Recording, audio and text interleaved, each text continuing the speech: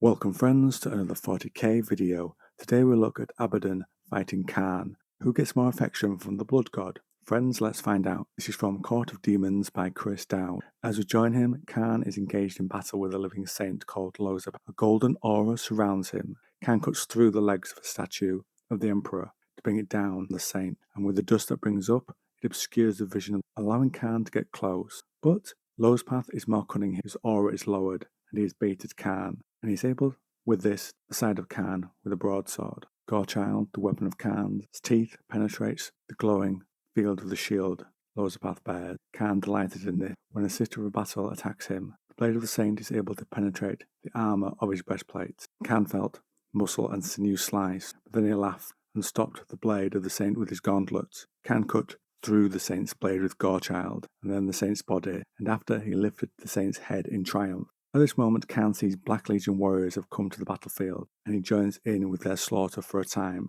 Then he is approached by one of them, Locke, who says the berserkers of Khârn have been executed. Then Locke asks Khârn, how does he feel? Khârn doesn't care. His only allegiance is to Khornes. The fighting continues, and during this, Khârn faces Locke, and he removes the hand of this member of the Black Legion, and then his slice goes through the body trunk of Khârn from left to right, and after Khârn collects the head of the Black Legionary and then runs to fight the Emperor's reinforcements that are landing. During this time, a Black Legion Thunderhawk has appeared, and warriors swarm towards Khârn. Terminators are among them. One of these Terminators carries an enormous gun that once belonged to Horus Lupercal, and a demon blade dubbed Drachnia. It's Abaddon the Despoiler, who says Khorne's chosen stands before him. Khârn says the blood father brought him, not the War Master. Abaddon points out that he also has Khorne's favour, and that of all the gods of the warp. Khorne thinks this is why he is here. Abaddon says, you spat on my offering, and so he should take his head. And then Khârn says that he won't follow him. And then the battle begins. Rage swept over Khârn at this insult to the Bloodfather. Throwing himself forward, he brought Gorechild up to full speed and swung it in a wide arc towards Abaddon's right flank. In the blink of an eye, Abaddon turned towards the attack, bringing up his gauntlet and curling the talons at a fist. The lightning-streaked blow was so fast and powerful, it pushed Gorechild away and spun Khârn to the left into a wall of black power armour.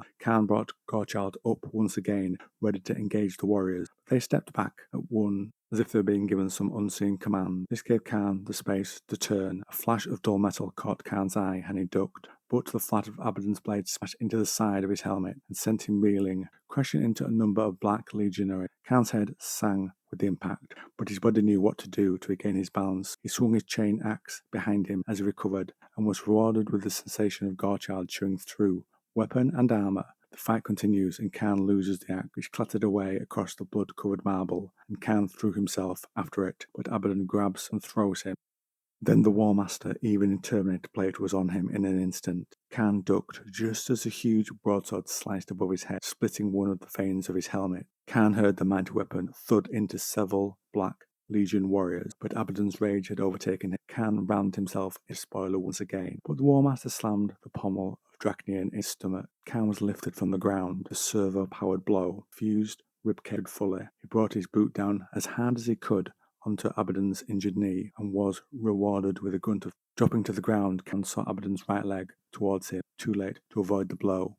The impact sent him skidding along the ruined plaza's stones and clanging into the Thunderhawk's cargo pod. Abaddon glowered at him and swung his demon sword with a cry of rage. Khârn brought Gorechild up to his blow, and it took all of his strength to prevent the blade from cleaving his skull. Abaddon shifted his weight, and Khârn saw his chance. He kicked at the wounded leg with all his might. Abaddon stepped back to avoid the blow, allowing Khârn to heave the demon sword out of the way and roll to his feet. Lunging with Gorechild, he hit the leading corner of the whirring blade, a skull device emblazoned on Abaddon. Abaddon lashed out with his right hand. Khârn moved fast enough to avoid contact with the lethal talons, power arcing from the tips of the claws into his exposed skin. Even so, pain nearly overwhelmed him, and as he moved away, Abaddon thrust forward with Drachnia. The tip sliced its way through his vambrace. Instead of agony, the coldness of the void swept the edge of the cut, turning darkly. Khârn pulled Gorechild free and spun away, but Abaddon pursued him with a turn of his own. His sword sliced into the top of Khârn's fractured chest armor, and he felt hot blood well up through the freezing numbness somewhere below his neck. Khârn swung Gorechild, aiming to cut into Abaddon's left arm and take it below the elbow. Abaddon took hold of Gorechild with his lightning-wreathed claw, stopping the chain blade hitting the armor and deflecting it into the top of the transport.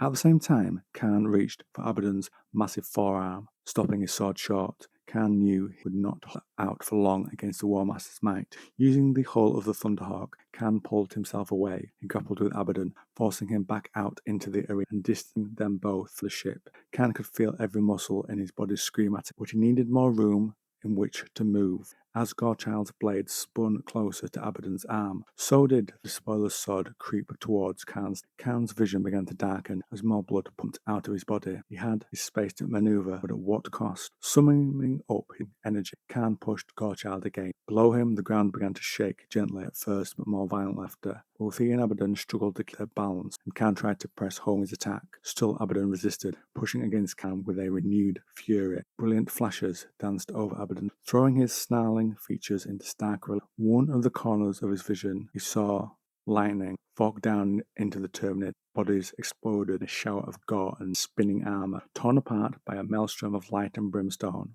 that was pouring down onto them. Those not affected by the first impact raised their weapons in foe, only to succumb seconds later to the unnatural strikes. A thunderous boom sounded and filled the air, and Khârn noticed movement above him. As Abaddon's eyes flashed to the change around them for a split second, a shadow the size of a fellblade swept across the two champions, smashing them both to the blackened ground.